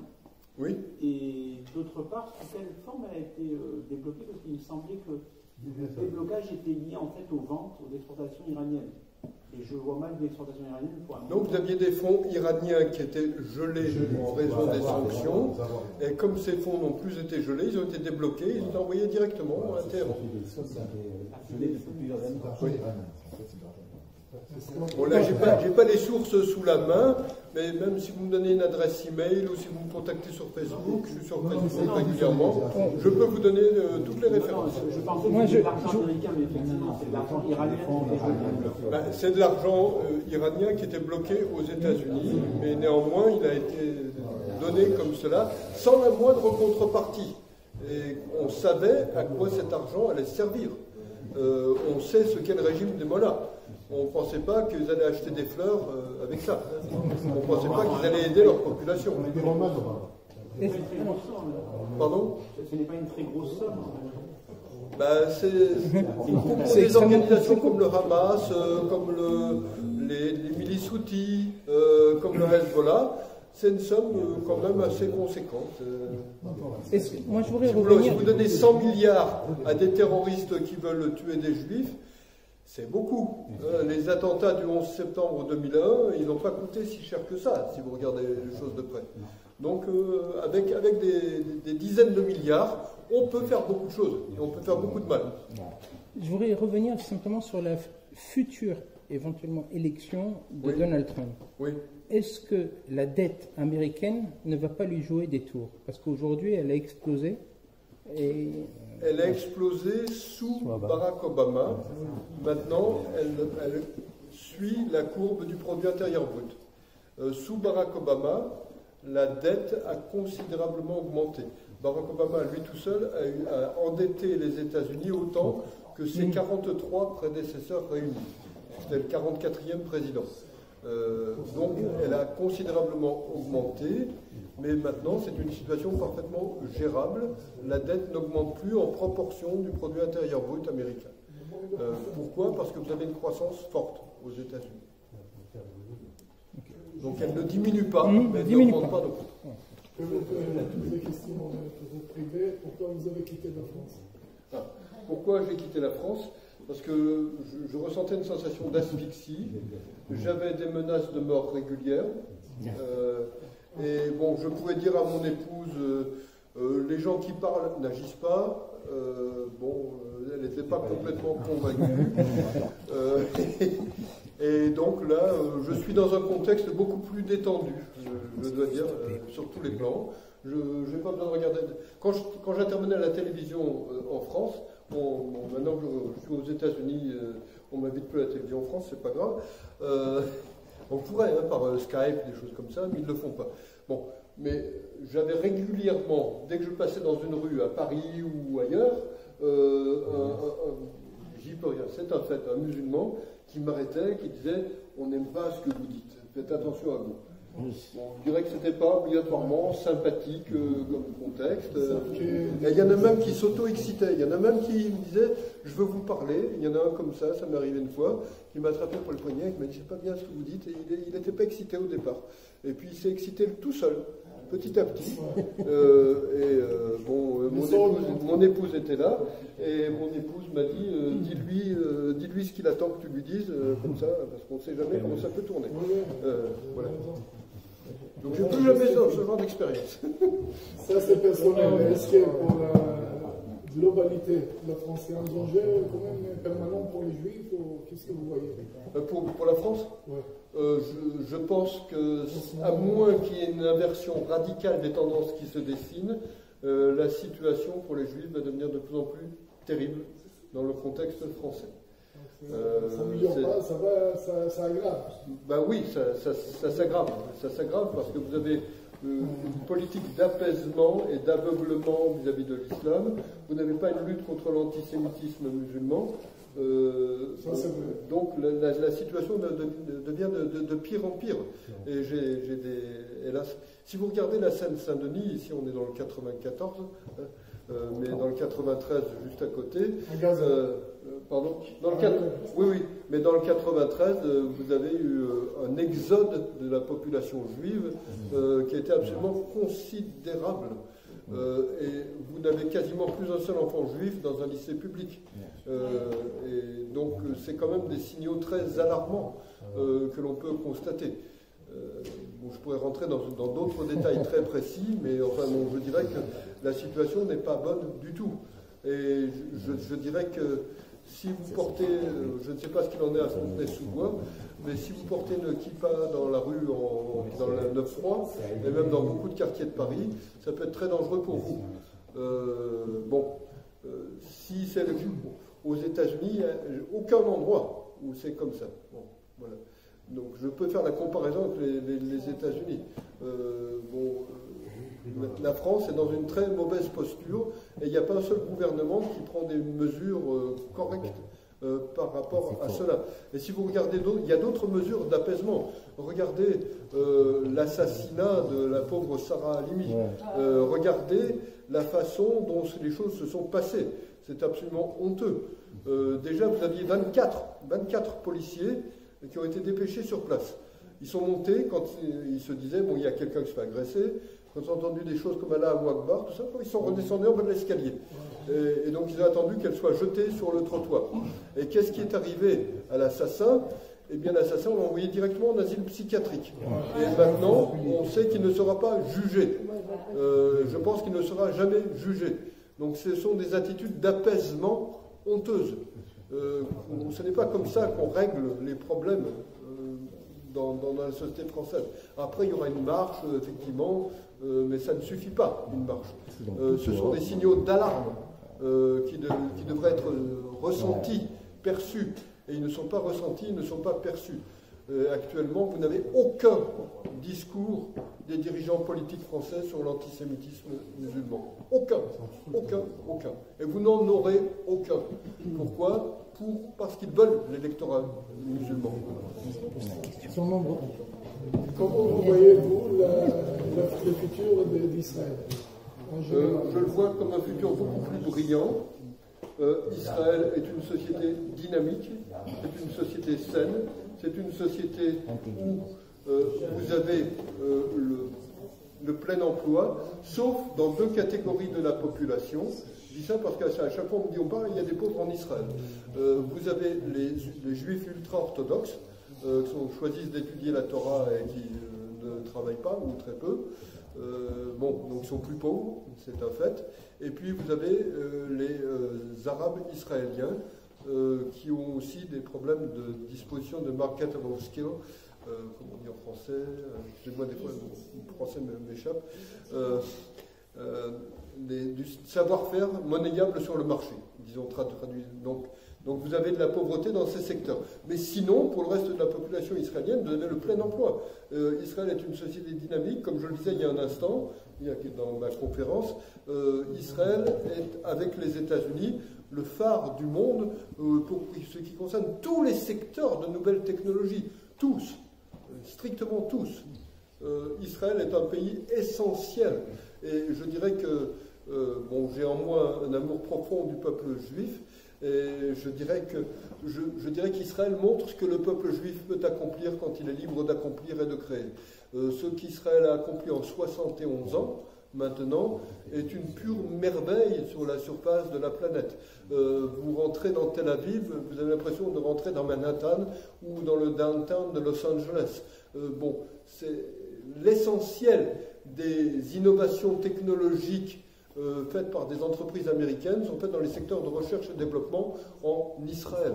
Et donc c'est ce que je dis de temps en temps quand j'ai affaire à des gens qui veulent boycotter Israël. Je dis, jetez votre téléphone portable, jetez votre ordinateur, jetez la moitié de votre armoire à pharmacie et retournez à l'âge de pierre, et comme ça vous boycotterez vraiment Israël. Parce qu'Israël est un pays indispensable et essentiel sur la surface de la planète. Et je dirais que la population israélienne est une population qui a un optimisme en son avenir pour des raisons très précises.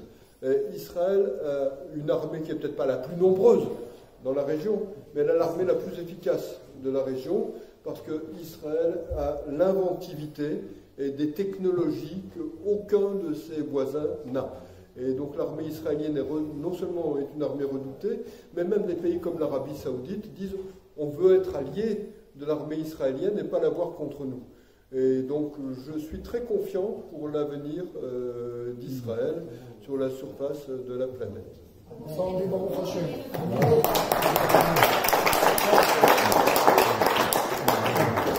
On va clôturer. On va remercier M. Minière pour l'excellent exposé. Ça nous a fait plaisir. Merci beaucoup. De vous recevoir à Fontenay-sous-Bois. On aurait souhaité un auditoire un peu plus nombreux, mais voilà, les choses sont comme ça. On remercie Claude Arki qui est à l'initiative de votre venue ici. Et voilà. Merci à nouveau. Je précise que c'est mon épouse qui est au fond, et sans elle, je ne serais pas là non plus. Et je dirais que j'aime les 2 livres avec moi. Je ne trouverai pas dans les bonnes librairies parce qu'elles sont en voie de disparition. L'un explique en détail la doctrine Trump, et s'appelle Ce que veut Trump. Et donc ça vous donne tous les détails, toutes les références pour ce que je viens de dire.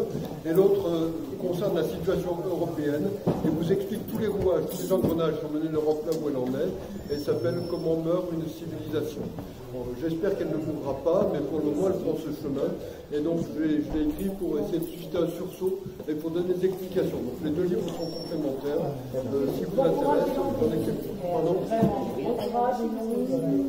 Alors vous êtes invité à un petit apéritif dînatoire, et je voulais rappeler dimanche l'allumage des bougies de Rabbi Meir, 19h30.